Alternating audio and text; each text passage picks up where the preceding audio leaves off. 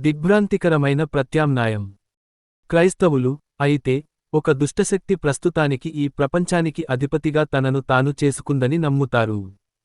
మరియు, సహజంగానే, అది కొన్ని ప్రశ్నలను లేవనెత్తుతుంది. ఈ పరిస్థితి దేవుని చిత్తం ప్రకారం ఉందా, లేదా? ఒకవేళ ఉంటే, ఆయన ఒక విచిత్రమైన దేవుడు అని మీరు అంటారు. ఒకవేళ లేకపోతే, సంపూర్ణ అధికారం ఉన్న ఒక శక్తి యొక్క చిత్తానికి విరుద్ధంగా ఏదైనా ఎలా జరుగుతుంది? కానీ అధికారం ఉన్న ఎవరికైనా ఒక విషయానికి ఒక విధంగా మీ చిత్తానికి అనుగుణంగా ఉండి, మరో విధంగా ఎలా ఉండదో తెలుసు. ఒక తల్లి తన పిల్లలతో, ప్రతి రాత్రి నేను వచ్చి మీ గదిలో వస్తువులను సర్దమని చెప్పను. దాన్ని మీ అంతట మీరే శుభ్రంగా ఉంచడం నేర్చుకోవాలి అని చెప్పడం చాలా సహేతుకంగా ఉండవచ్చు. అప్పుడు ఒక రాత్రి ఆమె పైకి వెళ్లి చూస్తే, టెడ్డీ బేర్, సిర, మరియు ఫ్రెంచ్ వ్యాకరణ పుస్తకం అన్నీ చిందరవందరగా పడి ఉండటం చూస్తుంది. అది ఆమె చిత్తానికి విరుద్ధం. పిల్లలు శుభ్రంగా ఉండాలని ఆమె కోరుకుంటుంది. కానీ మరోవైపు, పిల్లలు అపరిశుభ్రంగా ఉండటానికి స్వేచ్ఛనిచ్చింది కూడా ఆమె చిత్తమే. ఇదే విషయానికి ఏ రెజిమెంట్లోనైనా, లేదా కార్మిక సంఘంలోనైనా, లేదా పాఠశాలలోనైనా జరుగుతుంది. మీరు ఒక పనిని స్వచ్ఛందంగా చేయమంటే, సగం మంది దానిని చేయరు. అది మీరు కోరుకున్నది కాదు, కానీ మీ చిత్తమే దానికి అవకాశం కల్పించింది. విశ్వంలో కూడా బహుశా ఇదే జరుగుతుంది. దేవుడు స్వేచ్ఛా సంకల్పం ఉన్నవాటిని సృష్టించాడు. అంటే, తప్పు లేదా ఒప్పు చేయగల జీవులను. కొందరు స్వేచ్ఛగా ఉండి, తప్పు చేసే అవకాశం లేని జీవిని ఊహించుకోగలమని అనుకుంటారు. నేను ఊహించలేను, ఎందుకంటే ఒక విషయానికి మంచిగా ఉండటానికి స్వేచ్ఛ ఉంటే, అది చెడుగా ఉండటానికి కూడా స్వేచ్ఛ ఉంటుంది. మరియు స్వేచ్ఛా సంకల్పమే చెడుకు అవకాశం కల్పించింది. అయితే, దేవుడు వారికి స్వేచ్ఛా సంకల్పాన్ని ఎందుకు ఇచ్చాడు? ఎందుకంటే స్వేచ్ఛా సంకల్పం చెడుకు అవకాశం కల్పించినప్పటికీ, అది మాత్రమే విలువైన ప్రేమ, మంచితనం లేదా ఆనందానికి అవకాశం కల్పించే ఏకైక విషయానికి. యంత్రాలలా పనిచేసే జీవులతో నిండిన ఒక ప్రపంచం సృష్టించడం బహుశా ఉన్నతమైనది కాదు. దేవుడు తన ఉన్నత సృష్టిలో జీవుల కోసం ఉద్దేశించిన ఆనందం ఏమిటంటే, ప్రేమ మరియు ఆనంద పారవస్యంలో స్వేచ్ఛగా, స్వచ్ఛందంగా ఆయనతోనూ, ఒకరితో ఒకరు ఏకీభవించటం. ఈ భూమిపై ఒక పురుషుడికి, ఒక స్త్రీకి మధ్య ఉండే అత్యంత గాఢమైన ప్రేమ కూడా దీని ముందు చప్పగా అనిపిస్తుంది. మరి దాని కోసం వారు స్వేచ్ఛగా ఉండాలి. నిస్సందేహంగా, వారు తమ స్వేచ్ఛను తప్పుగా ఉపయోగించుకుంటే ఏమి జరుగుతుందో దేవునికి తెలుసు, అయినప్పటికీ, ఆ ప్రమాదాన్ని భరించడం విలువైనదేనని ఆయన భావించారు. బహుశా మనం ఆయనతో ఏకీభవించకపోవడానికి మొగ్గు చూపవచ్చు. కానీ దేవునితో ఏకీభవించకపోవడంలో ఒక ఇబ్బంది ఉంది. మీ ఆలోచనా శక్తి అంతటికీ ఆయనే మూలం. ఒక ప్రవాహం తన జన్మస్థానం కంటే పైకి ప్రవహించనట్లే, మీరు సరైనవారుగా ఉండి ఆయన తప్పుగా ఉండటం సాధ్యం కాదు. మీరు ఆయనకు వ్యతిరేకంగా వాదిస్తున్నప్పుడు, మిమ్మల్ని వాదించడానికి సమర్థులను చేసిన శక్తికే మీరు వ్యతిరేకంగా వాదిస్తున్నారు అంటే ఇది మీరు కూర్చున్న కొమ్మను మీరే నరుక్కున్నట్లు ఉంటుంది. విశ్వంలో ఈ యుద్ధ పరిస్థితిని స్వేచ్ఛా సంకల్పం కోసం చెల్లించాల్సిన విలువైన మూల్యంగా దేవుడు భావిస్తే, అంటే, ఆయన తాడులు లాగినప్పుడు మాత్రమే కదిలే ఒక బొమ్మ ప్రపంచానికి బదులుగా, జీవులు నిజమైన మంచి లేదా చెడు చేయగల మరియు నిజమైన ప్రాముఖ్యత కలిగిన ఏదైనా జరగగల ఒక సజీవ ప్రపంచాన్ని సృష్టించడం కోసం, అయితే, అది తప్పనిసరిగా భరించాల్సిన ప్రత్యామ్నాయమని మనం భావించవచ్చు.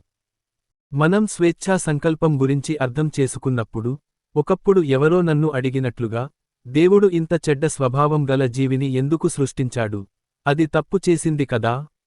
అని అడగడం ఎంత అవివేకమో మనం చూస్తాము. ఒక జీవిని ఎంత మంచి స్వభావంతో తయారు చేస్తే, అది ఎంత తెలివైనదిగా, బలమైనదిగా మరియు స్వేచ్ఛగా ఉంటుందో, అది సరైన మార్గంలో వెళితే అంత మంచిదిగా ఉంటుంది. కాని అది తప్పు మార్గంలో వెళితే అంత చెడుగా కూడా ఉంటుంది. ఒక ఆవు చాలా మంచిదిగా లేదా చాలా చెడ్డదిగా ఉండలేదు. ఒక కుక్క మంచిదిగా మరియు చెడ్డదిగా కూడా ఉండగలదు. ఒక పిల్లవాడు ఇంకా మంచివాడుగా మరియు చెడ్డవాడుగా ఉండగలడు. ఒక సాధారణ మానవుడు ఇంకా అంతకంటే ఎక్కువ. ఒక మేధావి ఇంకా అంతకంటే ఎక్కువ. ఒక అతీంద్రియ శక్తి అన్నింటికంటే ఉత్తమమైనది లేదా చెత్తది. ఆ చీకటి శక్తి ఎలా తప్పు చేసింది? ఇక్కడ, నిస్సందేహంగా, మానవులు ఏ నిశ్చయంతోనూ సమాధానం ఇవ్వలేని ఒక ప్రశ్నను మనం అడుగుతున్నాము.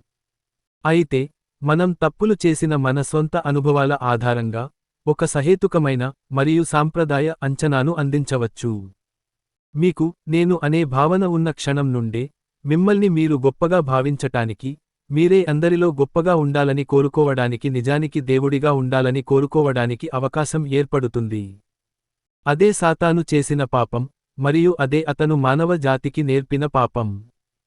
మానవుని పతనానికి సెక్స్తో ఏదో సంబంధం ఉందని కొందరు భావిస్తారు, కాని అది ఒక పొరపాటు. ఆదికాండములోని కథ, మన లైంగిక స్వభావంలోని కొంత పతనం, అవినీతి తర్వాత వచ్చిందని మరియు అది దాని ఫలితమే తప్ప, కారణం కాదని సూచిస్తుంది. సాతాను మన పూర్వీకుల మనస్సులలో నాటిన ఆలోచన ఏమిటంటే, వారు దేవుళ్లలా ఉండగలరు, తామే తమను సృష్టించుకున్నట్లుగా సొంతంగా నిలబడగలరు, తమకు తామే యజమానులు కాగలరు, దేవుని నుండి వేరుగా, దేవుడు లేకుండా తమ కోసం ఒక రకమైన ఆనందాన్ని సృష్టించుకోగలరు. మరియు ఈ సాధ్యం కాని ప్రయత్నం నుండే మనం మానవ చరిత్ర అని పిలిచేది అంతా వచ్చింది. డబ్బు, పేదరికం, ఆశయం, యుద్ధం, వ్యభిచారం, వర్గాలు, సామ్రాజ్యాలు, బానిసత్వం, దేవుడు లేకుండా వేరే దానిలో ఆనందాన్ని కనుగొనడానికి మనిషి చేసే ప్రయత్నం యొక్క సుదీర్ఘమైన అపజయగాథ ఇది. అది ఎందుకు ఎప్పటికీ విజయవంతం కాలేదంటే కారణం ఇది. దేవుడు మనల్ని సృష్టించాడు. ఒక మనిషి ఇంజిన్ను తయారు చేసినట్లు మనల్ని రూపొందించాడు. ఒక కారు పెట్రోల్తో నడవడానికి తయారు చేయబడింది, మరియు అది వేరే దేనితోనూ సరిగ్గా నడవదు. ఒకవేళ ప్రయత్నిస్తే ఆ కారు పాడైపోయి పనికిరాకుండా పోతుంది. ఇప్పుడు దేవుడు మానవ యంత్రాన్ని తనతో నడిచేలా రూపొందించాడు. ఆయనే మన ఆత్మలు మండించడానికి రూపొందించబడిన ఇంధనం, లేదా మన ఆత్మలు పోషించుకోవడానికి రూపొందించబడిన ఆహారం. వేరేది ఏదీ లేదు. అందుకే ఆయన గురించి పట్టించుకోకుండా, మాకు నచ్చిన పద్ధతిలో మనల్ని సంతోషపెట్టమని దేవుడిని అడగడం ఏమాత్రం ప్రయోజనం లేదు. దేవుడు తన నుండి వేరుగా మనకు ఆనందాన్ని మరియు శాంతిని ఇవ్వలేడు, ఎందుకంటే అది అక్కడ ఉనికిలో లేదు. అలాంటిది ఏదీ లేదు. అదే చరిత్రకు కీలకం. అపారమైన శక్తి ఖర్చు చేయబడుతుంది, నాగరికతలు నిర్మించబడతాయి, అద్భుతమైన సంస్థలు రూపొందించబడతాయి. కాని ప్రతిసారీ ఏదో తప్పు జరుగుతుంది. ఏదో ఒక ప్రమాదకర లోపం ఎల్లప్పుడూ స్వార్థపరులను మరియు క్రూరులను పైకి తీసుకువస్తుంది మరియు అదంతా తిరిగి దుఃఖం మరియు నాశనంలోకి జారిపోతుంది. నిజానికి, ఆ యంత్రం మొరాయిస్తుంది. అది సరిగ్గానే స్టార్ట్ అయినట్లు అనిపించి, కొన్ని గజాలు నడుస్తుంది, ఆ తర్వాత పాడైపోతుంది. వారు దానిని తప్పుడు ఇంధనంతో నడపడానికి ప్రయత్నిస్తున్నారు. సైతాను మన మానవులకు చేసింది కూడా ఇదే. మరి దేవుడు ఏమి చేశాడు? అన్నింటికన్నా ముందుగా ఆయన మనకు మనస్సాక్షిని, మంచి చెడుల విచక్షణను ఇచ్చాడు, మరియు చరిత్ర పొడవునా దానిని పాటించడానికి ప్రయత్నించిన వారు ఉన్నారు. వారిలో కొందరు చాలా తీవ్రంగా ప్రయత్నించారు, కాని వారిలో ఎవరూ పూర్తిగా విజయం సాధించలేదు. రెండవదిగా, ఆయన మానవ జాతికి నేను మంచి దర్శనాలు అని పిలిచే వాటిని పంపాడు, అంటే చనిపోయి మళ్లీ బ్రతికి, తన మరణం ద్వారా మానవులకు ఏదో ఒక విధంగా కొత్త జీవితాన్ని ప్రసాదించిన ఒక దేవుని గురించిన వింత కథలు.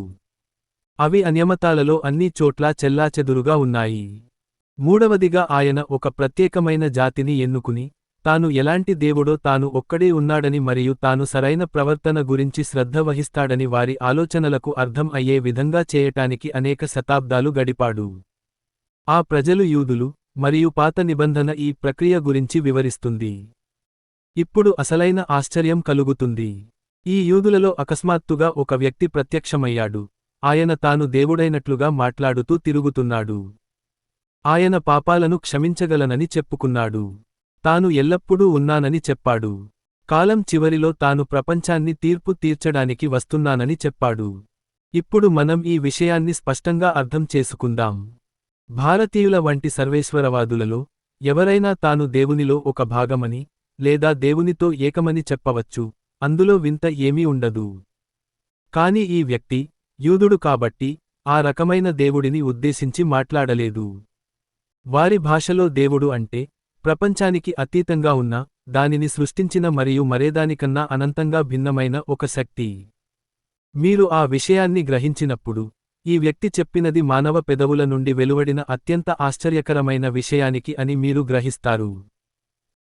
ఆయన వాదనలోని ఒక భాగం మనకు తెలియకుండానే విస్మరించబడుతుంది, ఎందుకంటే మనం దానిని చాలాసార్లు విన్నాము కాబట్టి దాని అసలు అర్థం ఏమిటో మనం గ్రహించలేకపోతున్నాము. నేను పాపాలను క్షమించగలననే వాదన గురించి మాట్లాడుతున్నాను, ఏ పాపాలనైనా. ఇప్పుడు మాట్లాడే వ్యక్తి దేవుడు కాకపోతే ఈ మాట నిజంగా హాస్యాస్పదంగా ఉంటుంది. ఒక వ్యక్తి తనపై జరిగిన అపరాధాలను ఎలా క్షమిస్తాడో మనందరికీ అర్థమవుతుంది. నువ్వు నా కాలిపై తొక్కితే నేను నిన్ను క్షమిస్తాను, నువ్వు నా డబ్బు దొంగిలిస్తే నేను నిన్ను క్షమిస్తాను. కాని, తాను దొంగతనానికి గురికాకుండా, తన కాలిపై ఎవరూ తొక్కకుండా ఉన్నప్పటికీ, ఎవరో ఇతరుల కాళ్లపై తొక్కినప్పుడుని, ఇతరుల డబ్బును దొంగిలించినప్పుడు బాధితులతో సంబంధం లేకుండా దోషులను క్షమించాను అన్న ఒక వ్యక్తి గురించి మనం ఏమనుకోవాలి? అతని ప్రవర్తన మనకు వెర్రితనం అనిపిస్తుంది. అయినప్పటికీ, యేసు చేసింది ఇదే. ఆయన ప్రజలతో వారి పాపాలు క్షమించబడ్డాయని చెప్పాడు, మరియు వారి పాపాల వల్ల నిస్సందేహంగా నష్టపోయిన ఇతర వ్యక్తులందరినీ సంప్రదించడానికి ఎప్పుడూ వేచి చూడలేదు. అన్ని అపరాధాలలో ప్రధానంగా బాధపడిన వ్యక్తి, ప్రధానంగా నష్టపోయిన పక్షం తానే అన్నట్లుగా ఆయన సంకోచం లేకుండా ప్రవర్తించాడు.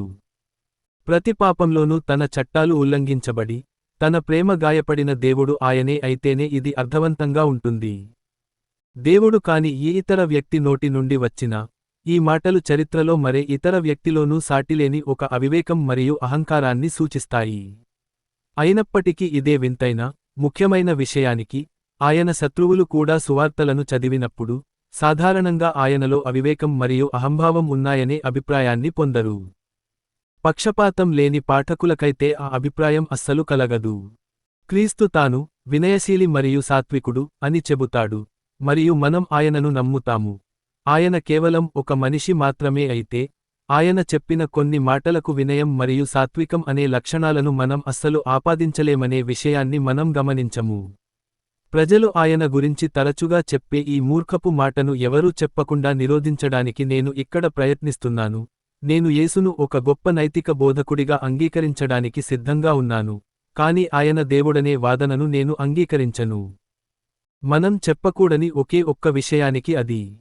కేవలం మనిషి అయి ఉండి, యేసు చెప్పినటువంటి మాటలు చెప్పిన వ్యక్తి గొప్ప నైతిక బోధకుడు కాలేడు. అతను పిచ్చివాడై ఉంటాడు లేదా నరకపు సాతానై ఉంటాడు. మీరు మీ ఎంపిక చేసుకోవాలి. ఈ వ్యక్తి దేవుని కుమారుడు అయి ఉన్నాడు లేదా పిచ్చివాడు లేదా అంతకంటే దారుణమైనవాడు. మీరు ఆయనను ఒక మూర్ఖుడిగా భావించి బంధించవచ్చు. మీరు ఆయనపై ఉమ్మివేసి, ఒక సాతానుగా చంపవచ్చు. లేదా మీరు ఆయన పాదాలపై పడి, ఆయనను ప్రభువు మరియు దేవుడు అని పిలవవచ్చు. కాని ఆయన ఒక గొప్ప మానవ బోధకుడు మాత్రమే అనే అర్థం లేని మాటలు మీ నోట రాకూడదు. ఆయన ఆ అవకాశాన్ని మనకు ఇవ్వలేదు. ఆయన అలా ఉద్దేశించలేదు.